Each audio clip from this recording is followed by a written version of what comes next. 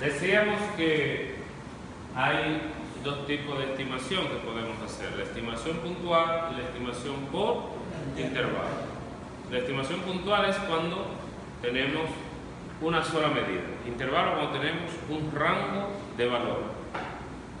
Entonces, para hablar de estimación por intervalo o intervalo de confianza, vamos a ver algunos conceptos. Vamos a ver el nivel de confianza. ¿Qué entendemos por el nivel de confianza en una estimación? El nivel de confianza es la probabilidad de que el parámetro se encuentre dentro de los límites. Por ejemplo, teníamos un ejemplo. ¿En qué tiempo llego a la reunión? Entre 10 y 20 minutos. ¿Siempre ocurrirá ese tiempo en llegar? No. Hay un día que llega más tarde, se toma más de los 20 minutos. Hay un día que se toma menos, porque a lo mejor el camino está despejado, otra vez el tapón está muy fuerte, un día se pincha un neumático, etcétera, etcétera, y no puede llegar a esa hora estipulada que va entre 10 y 20 minutos. Y a esa probabilidad de que usted siempre llegue entre 10 y 20, entre 10 y 20, la probabilidad de que llegue dentro de los límites es lo que se conoce como el nivel de confianza. Y entonces está el nivel de significación. El nivel de significación es lo que le falta al intervalo para ser igual al 100%. En otras palabras, el nivel de significación es la probabilidad de que el parámetro se encuentre fuera de los límites que he establecido. Si el nivel de confianza es la probabilidad de que esté dentro, el nivel de significación es la probabilidad de que esté fuera de los límites. En otras palabras, en su intervalo del tiempo, el nivel de significación sería la probabilidad de que usted llegue o después de 20 minutos o antes de los 10. ¿Está bien? ¿Cuáles elementos debemos tomar en cuenta cuando vamos a hacer un intervalo de confianza? Número uno, tenemos que saber el origen de la varianza. Porque nosotros, para hacer un intervalo de confianza, vamos a utilizar una de dos distribuciones de probabilidad. O utilizamos la distribución normal, o utilizamos la distribución de probabilidad T, la famosa T de Student. Entonces, cuando tengo una varianza poblacional, es decir, si la varianza es una varianza poblacional, no importa el tamaño de la muestra, cuando voy a hacer el intervalo, tomo en consideración la distribución de probabilidad normal. Eso es cuando la varianza es una varianza poblacional. Si la varianza que tengo es una varianza muestral, es decir, que la varianza se ha calculado con datos de la muestra, entonces tengo que tomar en consideración el tamaño de la muestra, que para fines de la estimación por intervalo vamos a considerar una muestra grande cuando esta es mayor o igual de 30 y la vamos a considerar pequeña cuando es menor de 30. Entonces, cuando la muestra es grande, donde se calculó la varianza, igual se utiliza la distribución normal. Si la muestra es pequeña y en la cual se calculó esa varianza, entonces utilizamos la distribución T. Muy bien. Vamos a suponer una población para tomar en cuenta un poco esto de nivel de confianza, etc. Vamos a ver un caso de una población hipotética. Vamos a suponer que tenemos una población de 4 elementos y que a esos 4 elementos tienen un valor, 2, 5, 3. Si nosotros calculáramos el promedio de esa población, ese promedio, recordar que el promedio es la suma de los valores entre n.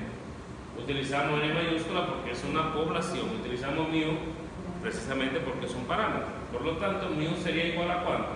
A la suma entre 4 y mu sería igual a 3.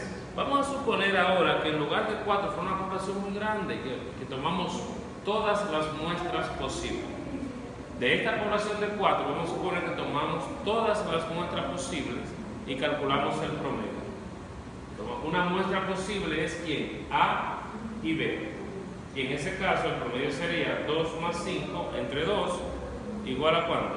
A 3.5. Otra muestra posible es A y C. Y en ese caso el promedio sería 2 más 2 entre 2 igual a ¿cuánto? A 2. Otra muestra posible sería A y D. Esta sería ¿cuánto? 2.5. Y así sucesivamente. Fíjense que en todas las muestras aparece un valor diferente al valor del parámetro.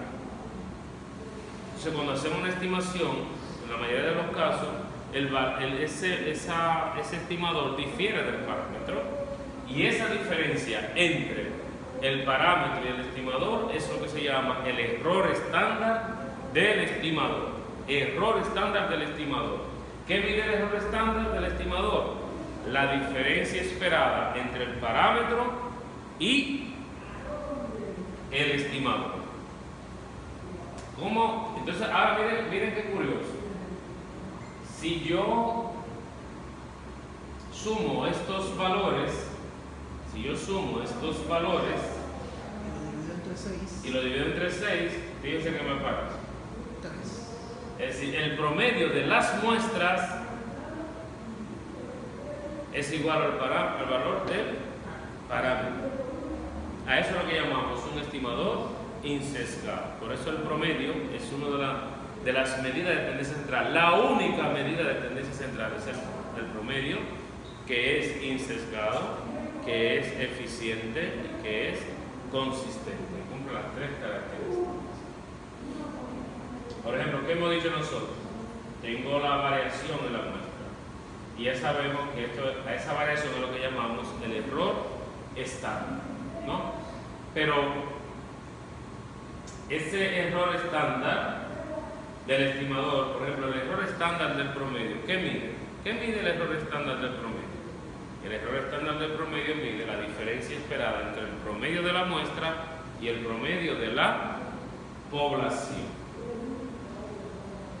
¿Cómo se obtiene el error estándar? El error estándar, le llamamos sigma del promedio, va a ser igual a la desviación estándar entre la raíz de N. ¿Qué significa eso? Que si en esta muestra yo quisiera calcular el error estándar, tendría que calcular la desviación estándar y dividirlo entre raíz de 2. Y ese sería el error estándar de esta muestra. Si lo que tengo son datos de la muestra, entonces el error estándar va a ser igual a la desviación estándar muestra entre raíz del tamaño de la muestra. Ese es en el caso del promedio. ¿Qué pasa si yo voy a hacer una estimación por intervalo? Ahí lo que me dice, como yo tengo todas las muestras posibles, me dice que la probabilidad de que el promedio real de la población esté entre 2 y 4 es igual a ¿cuánto? Al 100%. ¿Por qué puedo hacer esa afirmación? Porque tomé todas las muestras posibles. Pero ¿qué pasa? ¿Qué pasa? No voy a tomar siempre todas las muestras posibles. Voy a tomar ¿cuánto? Una muestra. Entonces, cuando voy a hacer el intervalo, tengo que asignarle un nivel de confianza a ese intervalo para saber cuáles son los límites que voy a establecer. ¿Y cómo lo hacemos? Recordando el comportamiento de una variable normal. ¿Qué dice el comportamiento de una variable que se distribuye normalmente? Que si al promedio le sumamos una desviación estándar y el rectángulo igual de una desviación estándar, ahí se junta el 68.27%.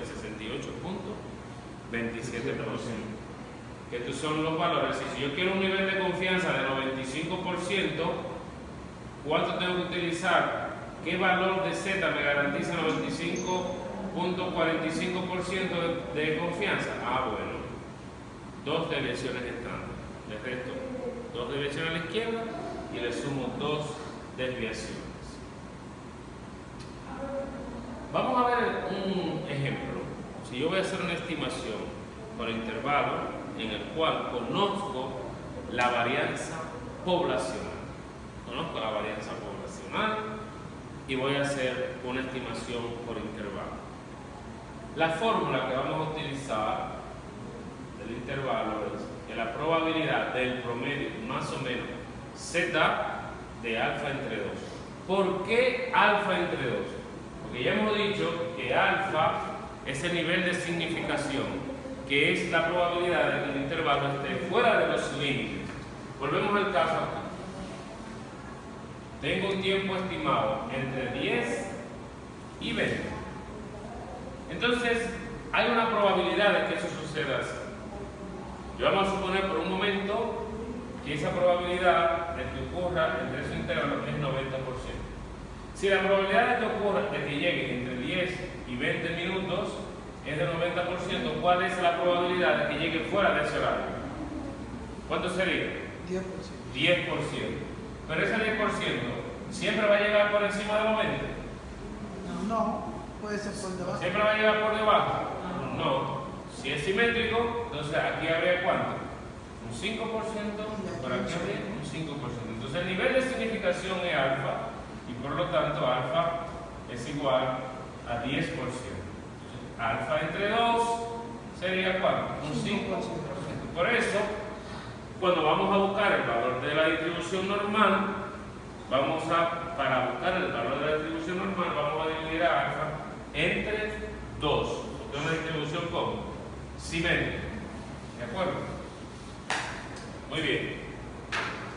Y entonces esto ya decimos que es que el error estándar, recordando que esto, sigma del promedio, es igual a la desviación estándar entre la raíz de n. Lo que hemos hecho es sustituir esta expresión por esta, ¿no? Y esto va a ser igual a ¿quién? A 1 menos alfa. Alfa es el nivel de significación. ¿Está bien? Lo que hemos dicho acá. Z, valor de Z para el nivel de confianza dado. Sigma, que es el error estándar del promedio. Y sigma de X, que es la desviación estándar de la variable. Y N es el tamaño de la muestra. ¿Está bien? Y alfa, que es el nivel de significación. ¿Está bien? Muy bien, vamos a ver un ejemplo.